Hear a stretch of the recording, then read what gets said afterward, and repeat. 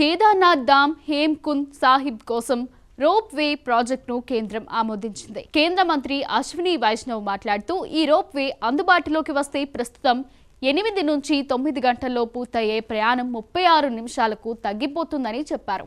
దీనిలో 36 మంది కూర్చుని వెళ్లగలిగే ఏర్పాటు ఉంటుందన్నారు. జాతీయ రోప్వే అభివృద్ధి కార్యక్రమం కింద ఉత్తరాఖండ్లోని సోన్ ప్రయాగ్ నుండి కేదార్నాథ్ వరకు 12.9 కిలోమీటర్లు, అదేవిధంగా గోవింద్ ఘాట్ నుండి హేమ్కుంద్ సాహిబ్జీ వరకు రోప్వే నిర్మిస్తారు. నేషనల్ హైవే లాజిస్టిక్స్ మేనేజ్మెంట్ దీనిని నిర్మిస్తోంది. కేదార్నాథ్లో శివుని ఆలయం ఉంది. ఇది సముద్ర మట్టానికి 3584 మీటర్ల ఎత్తులో ఉంటుంది. కేదార్నాథ్ ధామ్ శివుని 12 జ్యోతిర్లింగాలలో ఒకటి. కేదార్నాథ్లో నిర్మించబోయే రోప్వే అత్యంత అధునాతన ట్రై కేబుల్ డిటాచబుల్ గోండాలా టెక్నాలజీని కలిగి ఉంటుంది. దీని ద్వారా ప్రతి గంటకు 18,000 మంది యాత్రికులను, ప్రతిరోజు 18,000 మంది యాత్రికులను రవాణా చేస్తారు. కేదార్నాథ్ చేరుకోవడానికి కనీసం 9 గంటలు పడుతోంది. రోప్వే పూర్తయిన తర్వాత 36 నిమిషాల్లో అక్కడికి చేరుకోవచ్చు.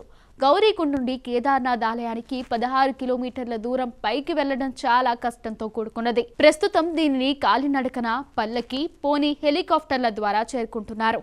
గోవింద్ ఘాట్ నుండి హేమ్కుంద్ సాహిబ్ వరకు 12.4 కిలోమీటర్ల రోప్వే నిర్మించనున్నారు.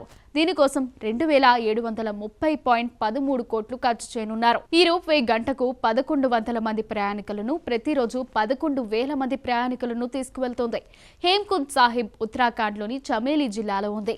సముద్ర మట్టానికి దీని ఎత్తు 15,000 అడుగులు. ఇక్కడ ఉన్న ప్రముఖ గురుద్వార్ మే నుండి సెప్టెంబర్ వరకు సంవత్సరంలో దాదాపు 5 నెలలు తెరిచి ఉంటుంది. ప్రతి సంవత్సరం దాదాపు 2 లక్షల మంది యాత్రికులు ఇక్కడికి వస్తారు.